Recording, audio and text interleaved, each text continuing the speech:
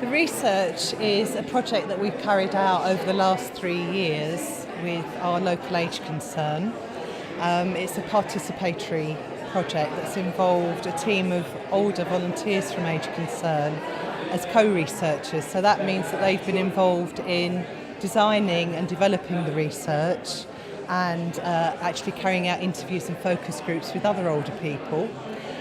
They've also been involved in the coding, analysis and writing up of the research. Part of our thinking in relation to working in that way was that we wanted to engage older people both as active subjects in the research, but also as participants, as researchers who were engaged in a dialogue to enable a much deeper understanding of what well-being actually means to older people. One of the key themes that older people identified in terms of what generates and sustains well-being is the quality of their relationships with other people.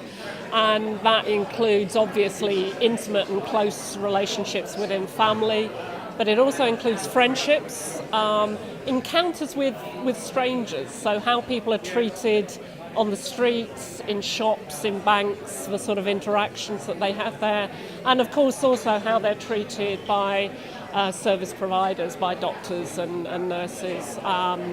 That sort of sense of the reflection of people's own value through the way in which other people respond to them came over very powerfully. We were quite surprised about the amount of volunteering that people were involved in doing.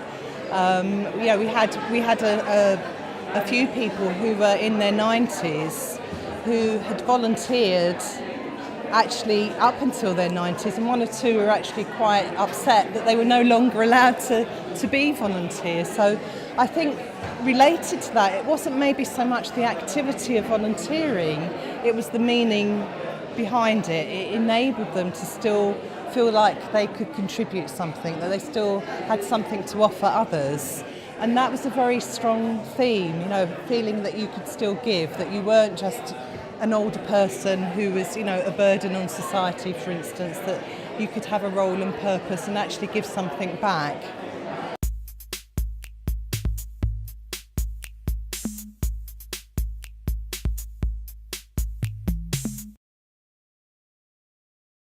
We did some work using the English Longitudinal Study of Aging, or ELSA, which is a large national longitudinal panel study of English men and women who are aged 50 and over in 2002.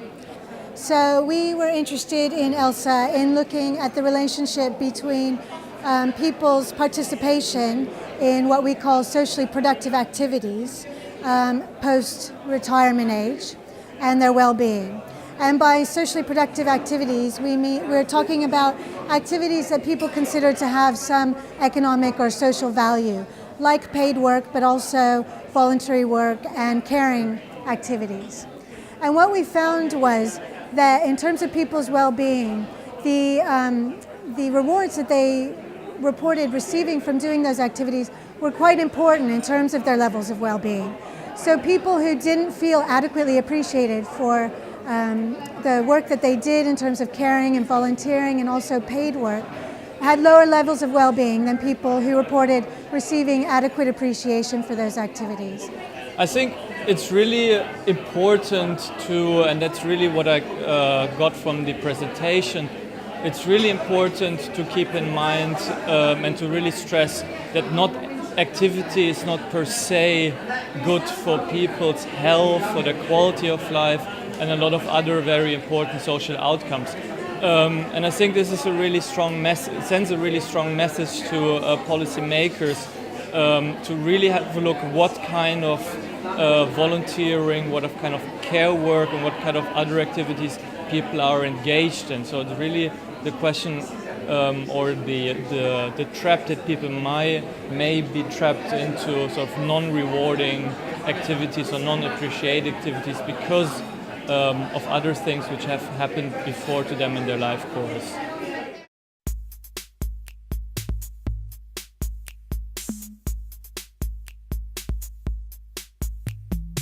I'm a PhD student at Leicester University. I'm looking at the work-life balance issues of older workers as they approach and transition through retirement, and seeing whether or not the policies that the organisation has put into place actually help.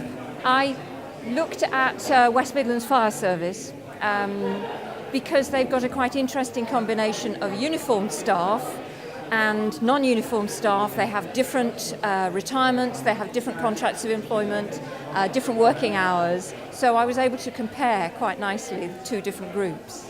Traditionally, the uniformed staff have retired in their 50s after they've done 30 years of work.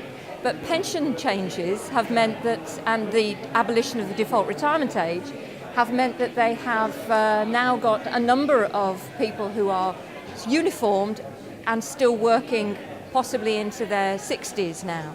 But the non-uniformed staff, of course, are carrying on until they're 60, 65, 67, whatever it's going to be. I've now started to work with them on a programme to work with their older workers. Sometimes older workers just get a bit demotivated and feel a bit trapped. And obviously, as a result, they get less productive. So it's a useful business idea to be able to say, get more energized, get more motivated. And I work also with younger managers in helping them to understand what motivates, the over 50s. Well, what I'm particularly interested in is organising age. So what organisational processes affect how we perceive ageing in the workplace. So what jobs we may think are valuable in relation to what older workers do as opposed to younger workers. And of course these categories are socially constructed, so they're constructed around how we think about ageing in society in general. So for example, what I found in recent research that I've conducted in a hedge fund is that younger workers are associated with wanting to eager to learn. So they're very eager to learn in organisations, whereas older workers have a lot of experience. But interestingly, in the financial setting that the research was conducted in, experience wasn't seen as very valuable, whereas ability to be highly productive and learn lots was seen as extremely valuable. So what was happening was that there were certain value attachments that were correlated to younger workers being seen as more valuable as opposed to older workers. Well, what I'm talking about is a project which we did over 3 years, which was really laying the foundation for more research, I think, into the impact that training does or doesn't make on people's employment in later life. Certainly participation in training goes down with age, but the reason for that is very far from clear. On the whole, older workers say they aren't reluctant, but they aren't offered training. Employers say they offer training, but people don't take it up. And one of the things that's very clear is that a lot more training goes on in the public sector and in large organisations. And if you're an older person in those sectors, then you're likely to be training anyway. I think there are two problems. One is that people don't plan ahead. And there's a really critical question about giving people decent advice about the future somewhere around the age of 50. If you get out of the labour market after 50, your chances of getting back are very slim. And training at that point isn't very effective at getting you back into work. What you need to do is to say at the age of 50, what am I going to do with the next 25 years of my life? How much of that is going to be paid work? Is it going to be the work I'm doing now or something different? And how am I going to arrange that? Then, when people are motivated, I think training does work. I mean, retirement evolved over the 20th century, and I think it fitted at the time where employers wanted to go in terms of parking older employees and putting them into a socially defined space where they could live out their lives in a particular way. And although there were problems with that, arguably you could say, well, that's not a bad thing in terms of an ending to people's lives. Now we've got the notion of extending working life, and that's fine, but it presupposes firstly that there's plenty of work available, good work, appropriate work, that people's health is able to do that, and also that there are work-related lifestyles which can substitute for retirements, and I'm doubtful about that.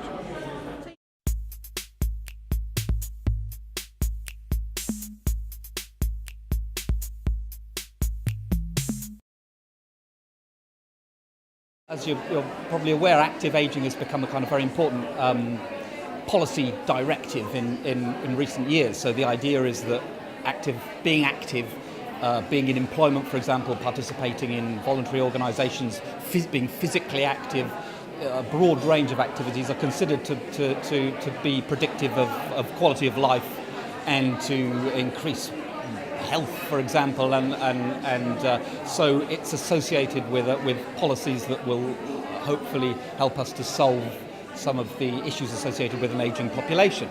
But the downside of that way of thinking is that we tend to neglect actually the details of what activity means on the ground, as it were, in day-to-day practices. And it seems it's not enough just to take the kind of objective view that we need to get people, let's say, moving, just literally physical activity, or get people in jobs, no matter what those jobs are, or get people participating, no matter what the circumstances.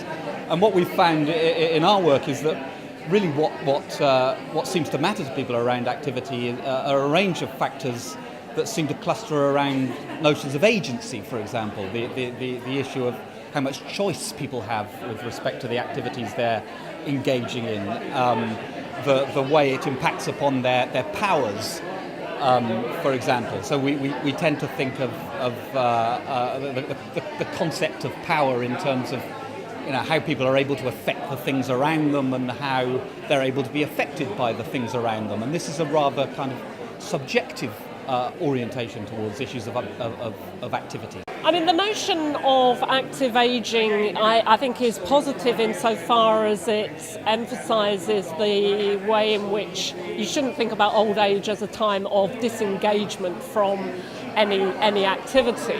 But I think the limitations of it are a tendency to focus on activity per se, rather than understanding the meanings activity may have for older people and the way in which, for activity itself to be valuable, it has to generate other sorts of experiences. For example, it is a way of enabling high quality relationships. So that's one thing that I think is important. But the other thing is to really recognise that for many older people, the experience of growing older is an experience of having to learn what things they can no longer do and what new things that they might do. And for people in old age, activity genuinely does become restricted. And that doesn't mean that we should no longer think about their well-being. So we need to be able to think about well-being in the absence of activity, as well as how activity can generate well-being.